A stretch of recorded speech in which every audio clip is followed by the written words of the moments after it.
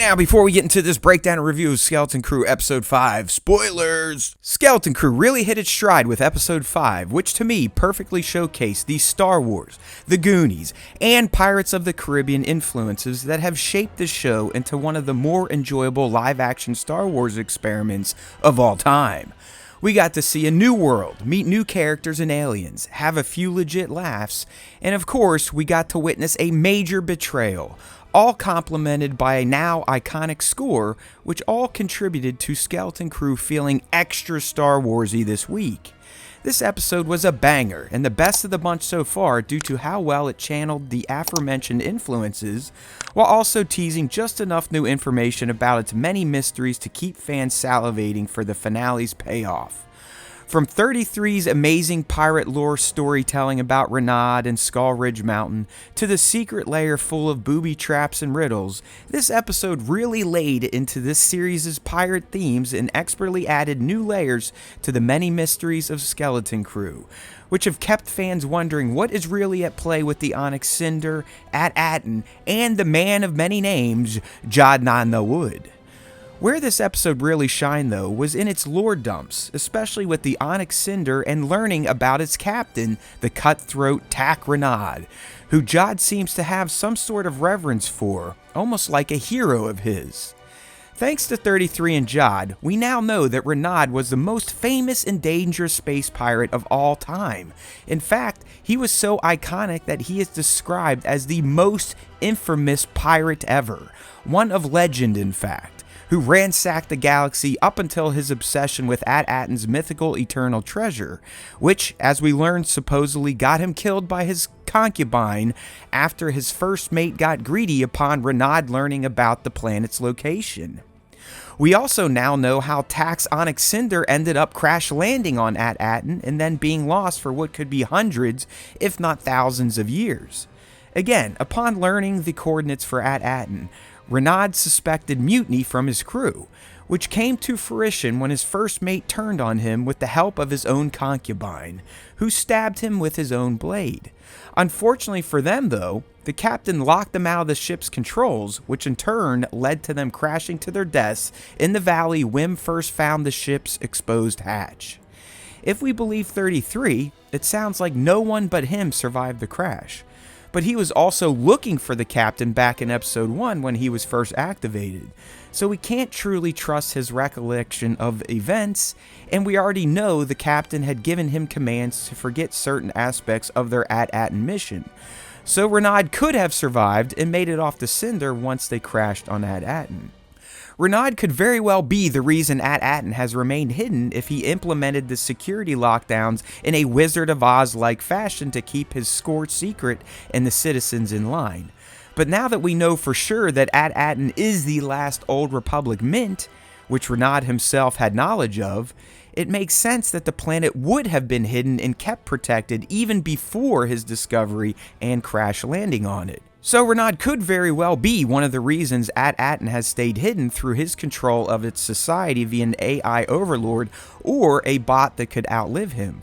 But more than likely, it was a controlled system to begin with to keep the Old Republic's minting operation secret, secure, and safe from the galaxy at large. The question now, though, is how does it keep producing dataries? Does the planet have some special resource or mineral? Does it come from the mines Fern touched on a few episodes back? Are At Attin's natural resources its true treasure? In addition to learning more about the Cinder's crew and At Attin's purpose, Jod also revealed some new insights about himself. It's overly clear now that this dude, who also goes by Dash Zenton and Jodwick Zank, has had some exposure to Force user philosophies.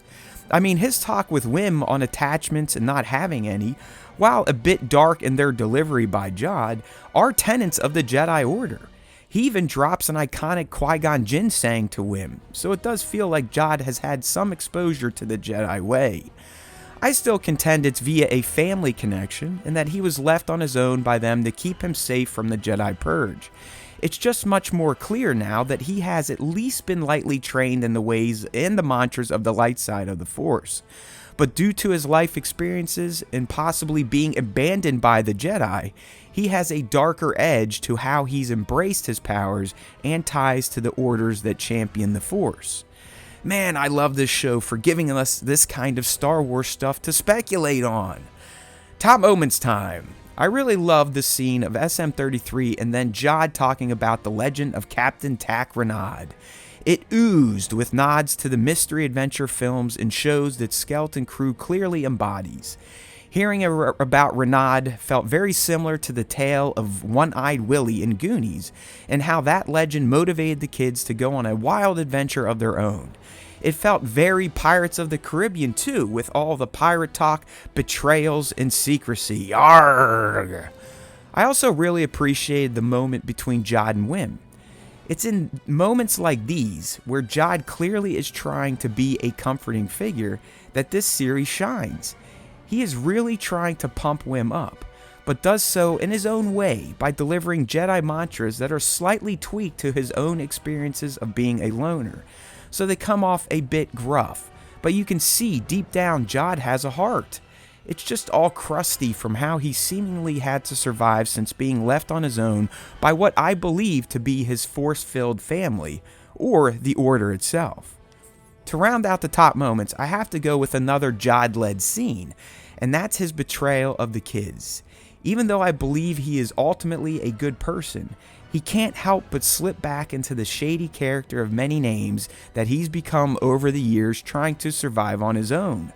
What he did to Fern and the kids is dirty as hell, but it only adds to the many layers of Jod, which is why he is a fantastic new Star Wars character. Let's give Jude Law his due, people. The man is absolutely killing this role, and I can't wait to see what convinces Jod to do the right thing in the end, because there's no way he remains a heel. Oh, and we have to honor Wim's fail with the lightsaber. That was just spectacular looking, feeling, and it played out perfectly. Thank you, Wim. Alright, eggs and references to close out this breakdown. Up first is your focus determines your reality line that Jod delivers. This is the same phrase Jyn levies on Anakin in The Phantom Menace. The spa greeter is Mrs. Kettleman from Breaking Bad. Wim's elder disguise has to be a nod to Davy Jones, right? 33 gets a restraining bolt, the same kind that Luke popped off of R2 in A New Hope. Hey now, it's some shirtless muns from the banking clan. Haven't heard about these guys since the Clone Wars.